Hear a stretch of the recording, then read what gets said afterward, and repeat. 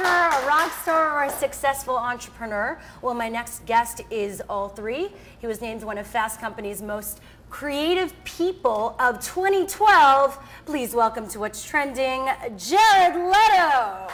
Yeah, see, that's a good intro. How's it going? It's going pretty good.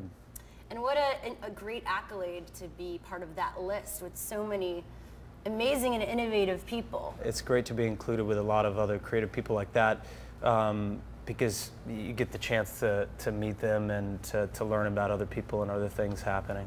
So what inspires you in that whole world, that realm? A lot of people might be surprised. They obviously know you from the film world or TV and entertainment and music. Yeah. But when was that pivot to being an entrepreneur? I've always had an entrepreneurial spirit, and I think as a musician you have to be, or else it's kind of a sink or swim thing these days. You have a collapsing industry, and if you want to have, and if you care about having some responsibility, some control, and then some input, then it probably is a smart thing to do.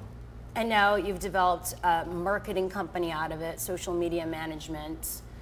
Tell me about the Hive and how that all got started. The Hive for me is a co-op. It's a collective of creative people that get together and think about innovative, interesting, exciting ideas and ways to foster community, help share a message, and it started really organically. We started it just to service 30 Seconds to Mars, and eventually we started getting calls, people, who the hell is the Hive, and can we hire you guys to work on our projects? And it started to make sense, so we said yes. We like the small company that we are right now, and it's, I think, a common struggle for a lot of businesses, growth, and how to keep an eye on that, you know. So what is your strategy, your social media strategy? Like, our strategy what advice do you give people? Well, our strategy is simple. We don't have any smoke and mirrors. We work our asses off. That's what we do. It's good old-fashioned hard work. We keep our ear to the ground. We learn a lot. We're innovative and really creative, and we believe in what we do. For us, it's about authenticity. It's about creativity. So what do you tell bands who want to get more in this space and engage and connect with communities? I would tell bands to create. I would say do what you're best at, and that's creating content, you know, songs, videos, things that engage an audience. Share your work with people in a really transparent and authentic way, and the rest will fall into place. I mean, there's basic social media management, then there's digital marketing, and those are pretty distinct and different things to me.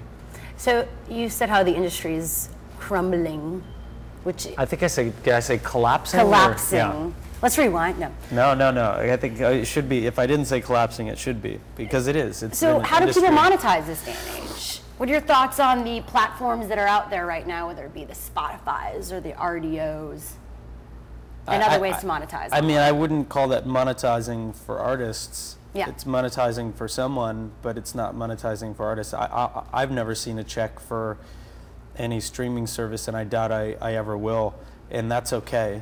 I don't think everything has to be monetized, especially with music. I think there's a great deal of it that can just be shared, and you know, who says that people have to pay for everything? They don't, but I think that people are willing to pay for things that they consider valuable, things that they cherish, things that are worth it, and you know, that's what's exciting about the place that we're in right now. There's an opportunity to share immediately and directly with your audience. Now, you also recently made news for investing in a startup, Surf Air. Congratulations. Oh, thanks. That's really cool. Now, what, I guess, draws you to investing in certain startups versus others? And why that one? People probably is the biggest incentive for me. Teams.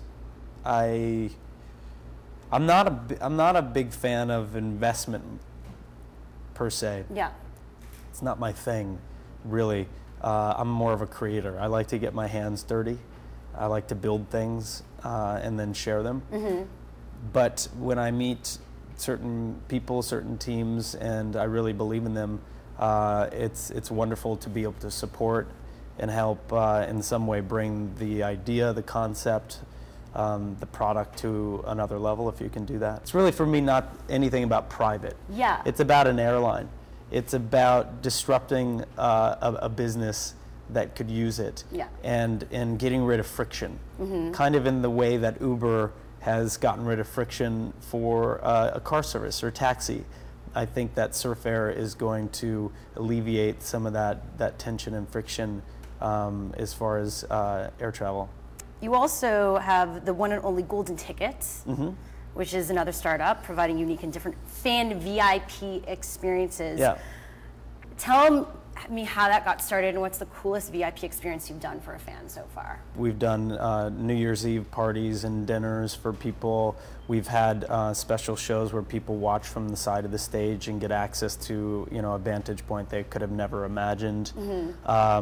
And we really love this business because we get to create the most amazing experiences for people, and in a sense make dreams come true. And that's what we're passionate about too. And we actually got some fan questions via Twitter. Awesome. From @SkylarRemixBelu asks, would love to hear Jared Leto's thoughts on the future of the artist fan experience using social tools such as Vert. What are your thoughts? Well, Vert is a company that I started in December. We're in beta right now, and what we do is we sell individual digital tickets to live events, and then we broadcast them online in a social theater. And it's really the first company of its kind, and it's an important company for artists and for audiences out there because it allows us to disrupt the sponsorship model and to share our live content out there in a really different way. Great. And now another one from @Miglet. Ask Jared Leto what some of his favorite apps are. Can't wait for this week's What's Trending. My social mobile application, I would say, was Path.